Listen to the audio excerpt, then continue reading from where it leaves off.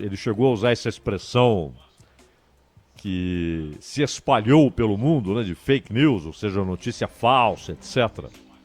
Mas é preciso que a gente olhe cada uma das medidas, pelo menos das principais, e as consequências possíveis, para saber de fato se esses receios são infundados ou não. Aí Dória falava a respeito do risco que foi apontado de que houvesse uma redução na oferta na cesta básica e um encarecimento dos produtos da cesta básica. Ele garante que não. A ideia dessa proposta encaminhada à Assembleia é um corte linear de 20% em todos os benefícios fiscais concedidos com o ICMS. Todo mundo sabe, ICMS é a principal fonte de receita dos estados, inclusive do estado de São Paulo. E a ideia é reduzir renúncias fiscais para garantir um aumento de arrecadação, que não é moleza não, hein? 8 bilhões de reais é a meta de aumento de arrecadação que está embutido. Esse aumento, ou esta meta está embutida no projeto preparado pelo governo Dória. O estado de São Paulo deixa de arrecadar em ICMS 40 bilhões de reais por ano com os incentivos concedidos a empresas e setores específicos. Essa é a conta simplista, não é? Porque, na verdade, é preciso saber qual a decorrência econômica dessas medidas, desses incentivos, o quanto isso tem impacto na economia. E aí é que está o que muitas vezes é deixado de lado por economistas, geralmente quando estão nos governos, né? E pensam apenas na arrecadação imediata e também no custo imediato, nos gastos imediatos.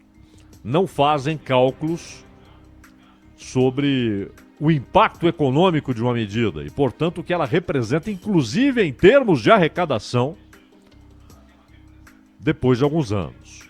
Então, muitas vezes, incentivos levam a impactos econômicos que vão produzir lá na frente, como última consequência, arrecadação maior.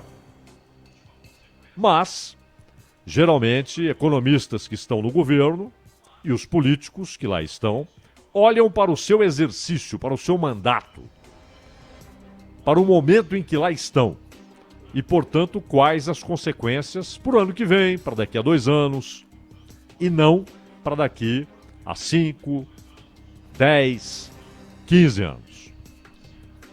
A arrecadação de ICMS prevista para o ano que vem está ali próxima de 141 bilhões de reais. Só de ICMS, hein? É muita grana que o Estado deve arrecadar só com esse imposto. O ICMS representa 66% da arrecadação do Estado. Então, para 2021, a ideia é que só de ICMS o governo de São Paulo arrecade 141 bilhões de reais. Essa medida faz parte da primeira fase de um projeto que se pretende modernizador do sistema tributário no estado de São Paulo e de retomada econômica. E aí, cuidado, pode haver contradição entre a ideia de retomada e as medidas adotadas, propostas por enquanto. Afinal de contas, é claro que 2021 será difícil, porque ele será portador de muitas consequências da pandemia, do que ocorre em 2020. O pacote apresentado pelo governo Dória prevê um impacto financeiro de 8 bilhões 780 milhões de reais. E inclui, aí é que está, enxugamento da máquina administrativa com extinção de autarquias. O que São Paulo está propondo não é inédito neste ano, já uma proposta de outro tucano, né? O Eduardo Leite, do Rio Grande do Sul, que também apresentou proposta de reforma com corte de renúncias fiscais. E é preciso sempre tomar cuidado, né, com algumas expressões, porque quando se fala em corte de renúncias, você fala, opa, muito bem, vão acabar com alguns privilégios, não é? Isso vai aumentar a arrecadação do Estado, terá mais dinheiro para investir. Mas os grandes economistas da história, e não temos nenhum cuidando desses assuntos por aqui no momento, mas os grandes economistas sempre alertam, sempre alertaram para o quanto na economia, muitas vezes, a solução de um problema desencadeia 3, 4, 5 outros problemas. Resolve um e provoca 3, 5. E às vezes acaba impedindo um desenvolvimento natural do curso econômico. Porque é sempre bom lembrar que qualquer medida em economia política, ela provoca uma coisa intrincada.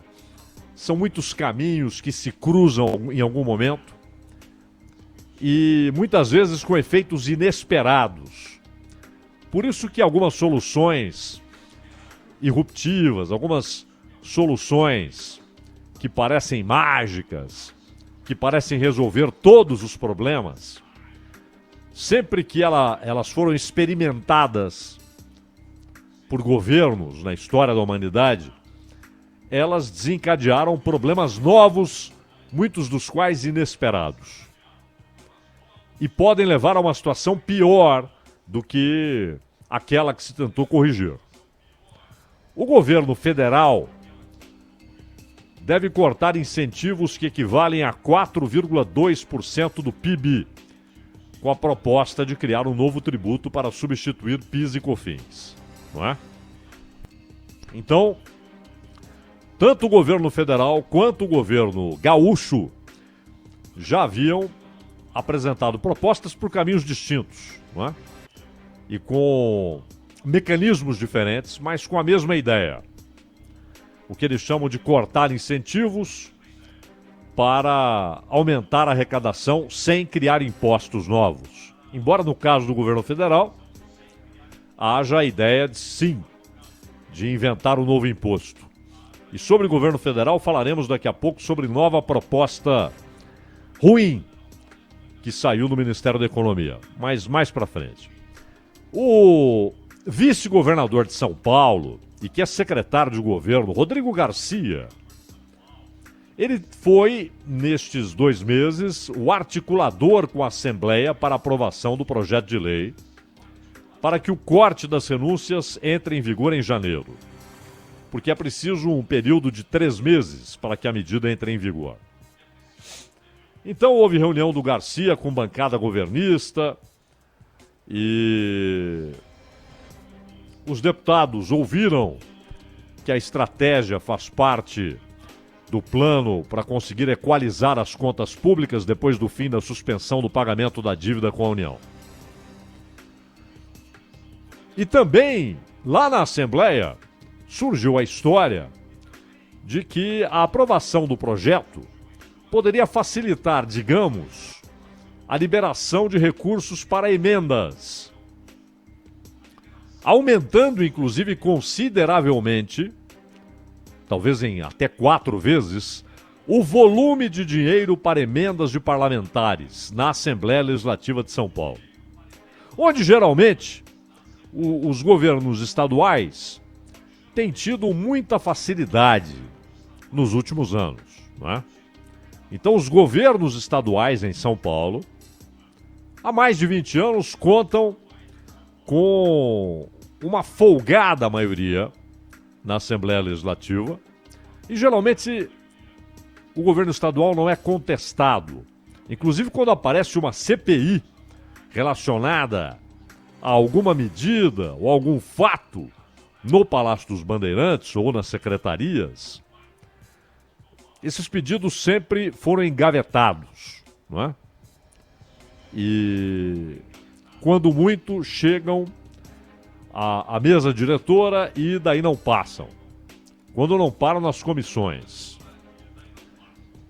Bom, o fato é que dos 8 bilhões que podem ser obtidos com o corte das renúncias, 25% tem vinculação destinada para os municípios.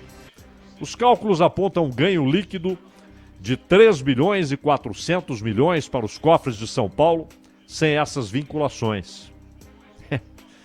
Então é aquele negócio, não é dinheiro novo, não é? Alguém deixará de ganhar. Municípios que estão com o pires na mão? O governo projeta um rombo de 10 bilhões e 400 milhões para 2021, com receitas estimadas em 214 bilhões e 900 milhões e despesas de 225 bilhões e 400 milhões. Portanto, rombo. Algo aí próximo de 10 bilhões e meio de reais. Mas é claro que muitas vezes receitas projetadas não se confirmam. E despesas também, não é? Então os orçamentos muitas vezes se tornam peças de ficção. Mas aí vem a história de enxugar a máquina. E algo importante no Brasil, nos estados, nos municípios, reduzir despesa, cortar gastos inúteis. E há vários, hein? O que tem de gasto inútil nos palácios espalhados pelo Brasil, nos governos estaduais, no governo federal, nos ministérios, nas secretarias, no poder judiciário, nos palácios do judiciário, no poder legislativo, nos palácios do legislativo. O que tem de gasto inútil, o que tem de gasto, aliás, imoral, o que tem de gastança com dinheiro público que não faz sentido num país que está se empobrecendo e eles continuam gastando sem constrangimento, fartamente. O dinheiro público é gasto com uma folga, com uma tranquilidade, com uma cara de pau. Nas câmaras municipais, nas prefeituras, nas assembleias legislativas, nos governos estaduais, no governo federal, nos ministérios, no Supremo Tribunal Federal, no Tribunal Superior Eleitoral, no STJ. Gastam com folga, com tranquilidade, sem desassombro. O dinheiro público, o dinheiro que vem dos impostos, o dinheiro que muitas vezes vem da não prestação de serviço público decente. Isso, estamos falando apenas do que é legal. Se é legítimo é outra história.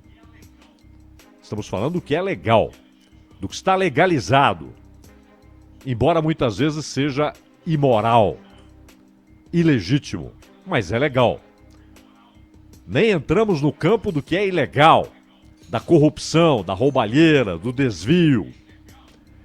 E este ano expôs a capacidade de alguns de roubarem até dinheiro que seria para combate à pandemia e seus efeitos sanitários, sociais e econômicos. Meteram a mão até em dinheiro que deveria ser usado exclusivamente para o combate aos efeitos do coronavírus. Efeitos sociais, efeitos econômicos, efeitos sanitários. E quando a gente fala efeito sanitário, parece uma coisa... É morte de gente, é atendimento precário, é problema na educação, que se fosse um paraíso perfeito, já teria sofrido impacto por causa da pandemia. Imagine no estado em que já estávamos antes da pandemia. Então, quando se fala em enxugar, é preciso ver o que querem enxugar. Vão cortar as despesas inúteis as despesas imorais, as despesas legais, porém ilegítimas, as despesas que são de fato fruto, resultado da ideia que está incrustada no poder público brasileiro, no Estado brasileiro, de que o dinheiro público é de ninguém e pode ser usado à vontade para satisfazer caprichos, mordomias, para fazer com que cada paláciozinho em cada cidade tenha gastos que remetem ao Palácio de Versalhes, não é? Que remetem à corte de Nabucodonosor. Mas não.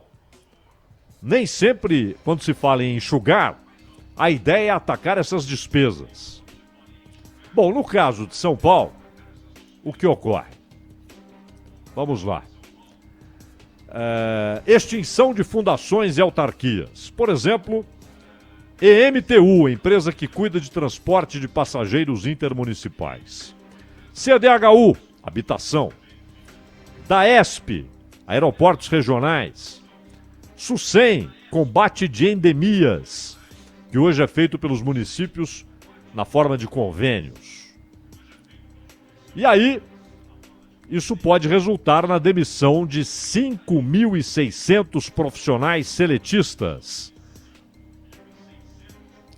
O plano de retomada prevê numa segunda fase uma lista de concessões que está sendo fechada pelo governo paulista. Pois bem, vamos pegar um exemplo aqui. Exemplo de uma instituição antiga chamada ITESP. ITESP. O ITESP não é nada grandioso, são 593 servidores que atendem milhares de famílias no estado de São Paulo de forma direta e indireta. 593. Pra vocês terem uma ideia, no plano federal, por exemplo, quantos funcionários há no Supremo? Alguns milhares. Só naquele prédio. Só naquele prédio. Quanto custa a Assembleia Legislativa do Estado de São Paulo? Que é fundamental.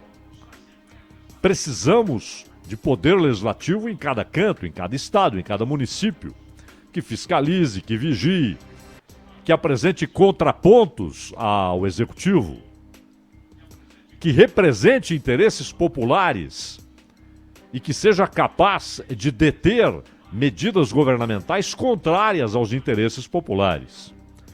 E que formule leis, que faça leis. É o legislativo. Então, assembleias legislativas são fundamentais, mas não precisam custar mais de 1 bilhão. A Assembleia Legislativa de São Paulo não tem por que custar o orçamento anual do Hospital das Clínicas. A Assembleia Legislativa de Minas Gerais, a mais cara do país. E ali tudo garantido, né? Ou seja, quando o governo do estado, em Minas Gerais, atrasa salários de professores, de médicos, de enfermeiros, de aposentadorias e pensões, de policiais, não acreditem que haverá 1 segundo de atraso no pagamento de deputados estaduais e também do Poder Judiciário no âmbito do Estado. Não é? Tudo continua como antes. Se há problema, se há crise, se a arrecadação despenca, estes não podem ser atingidos. Pois bem, pra vocês terem uma ideia, esse TESP, eles chegaram a divulgar o seguinte, que foi com profundo pesar que seus servidores, o nome oficial é Instituto de Terras do Estado de São Paulo, José Gomes da Silva, TESP, foi com pesar que receberam a notícia da possível extinção do órgão, conforme o projeto de lei 529 de 2020 do Executivo, enviado à Assembleia no dia 12. O fechamento da fundação, em especial a dispensa dos servidores, representa um retrocesso com a política pública realizada e principalmente perda inestimável do capital humano altamente especializado e qualificado durante décadas de atuação. Você não substitui esses caras da tarde para a noite. Você não transfere a experiência e o conhecimento que eles acumularam da tarde para a noite. Não transfere. A Fundação ITESP é órgão público responsável por planejar e executar as políticas agrária e fundiária no estado de São Paulo. Sabe quantos anos? 164 anos de história. Lá no início era a repartição especial das terras públicas na província de São Paulo. Isso em 1856. Era o Império. É uma instituição que existe desde o Império. 164 anos. Alguém pode dizer, então é tudo... 164 anos, chegou a hora de acabar. É mesmo. Será substituída pelo quê? Não, mas não tem utilidade. Não. As gastanças têm utilidade. As mordomias têm utilidade. O ITESP não? No decorrer do tempo, o trabalho executado pela Fundação ITESP colaborou para melhorar índices de desenvolvimento social e econômico no Estado. Atende hoje, 2020, 7.133 famílias que vivem em 140 assentamentos estaduais distribuídos em 40 cidades do estado de São Paulo. Em 2019, esses produtores rurais movimentaram mais de 300 milhões de reais com a venda de frutas, legumes, leite, alimentos processados. Não estão na cidade reivindicando asfalto, eletricidade, saneamento básico, estão na roça, produzindo riqueza. E o ITESP é fundamental para isso, além de ser responsável por reconhecimentos aí na área fundiária, de comunidades de quilombos, mais de 1.440 famílias que vivem em 36 comunidades, são beneficiadas com serviços gratuitos de assistência técnica e extensão rural desenvolvido pelos servidores. E na área fundiária foram regularizados mais de 45 mil imóveis e estão em andamento mais de 115 parcerias com municípios paulistas para regularizar mais de 75 mil imóveis. Isso é apenas um cenário, apenas uma fundação que pode ser atendida. Cientistas dizem que o ajuste proposto pode também atingir pesquisas, inclusive na área relacionada às pesquisas sobre a Covid-19. Inclusive o pessoal da FAPESP, Fundação de Amparo à Pesquisa do Estado de São Paulo, faz esse alerta. O governo chama de notícia falsa. Notícia falsa. E, inclusive na área de vacina, pode haver atrasos, segundo o pessoal da FAPESP. Não é? Vamos pegar aqui a Maiana Zatz, que é conhecida, não é? Ela diz que a FAPESP não tem superávit. Ela já tem uma estrutura enxuta de administração que gasta menos de 5% do seu orçamento. O que acontece é que o dinheiro de pesquisa fica no fundo e são passadas a pesquisadores à medida que precisam. Ficam no fundo, eles não vão liberando assim não. São recursos empenhados para projetos a longo prazo. Não tem como repassar esse dinheiro. Ele já está comprometido com pesquisa. Como ficam as pesquisas para 2021? É a pergunta feita. Estamos aqui resumindo, porque só para entrar no assunto FAPESP, ficaríamos aqui horas discutindo o problema. E há também a questão da área da Secretaria de Justiça, onde houve mudança, né? O Paulo Dimas saiu da Secretaria de Justiça, foi elogiado, cumpriu com eficiência o seu trabalho, disse o governo, perfeito. Segundo a deputada estadual que mais teve votos, a Pascoal. Janaína Pascoal. Ele saiu porque sequer foi consultado a respeito das mudanças propostas dentro da sua secretaria, inclusive na área de medicina legal. E aquele negócio, são áreas em que você tem especialistas que já trabalham com recursos parcos, enxutos. com experiência acumulada que não pode ser transferida. Não é? Segundo a Janaína Pascoal, ele saiu porque não concordou com a mudança proposta, com a consequência desse projeto. E aí, segundo ela, ele saiu também porque nem foi consultado a respeito.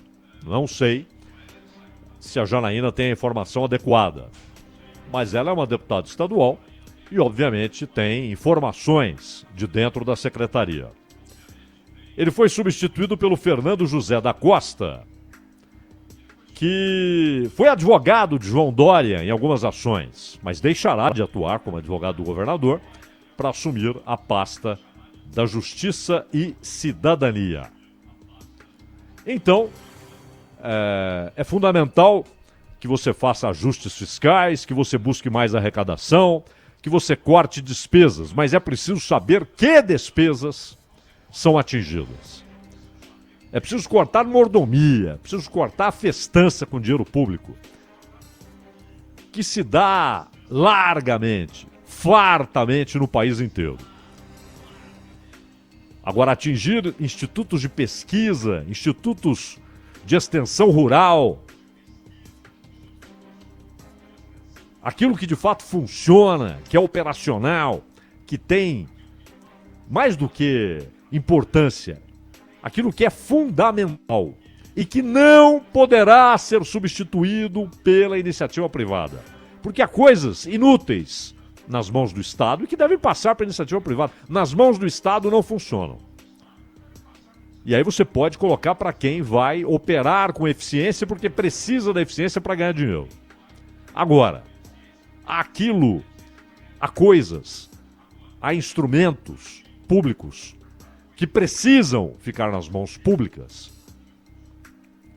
porque não são lucrativos e são fundamentais. Não é?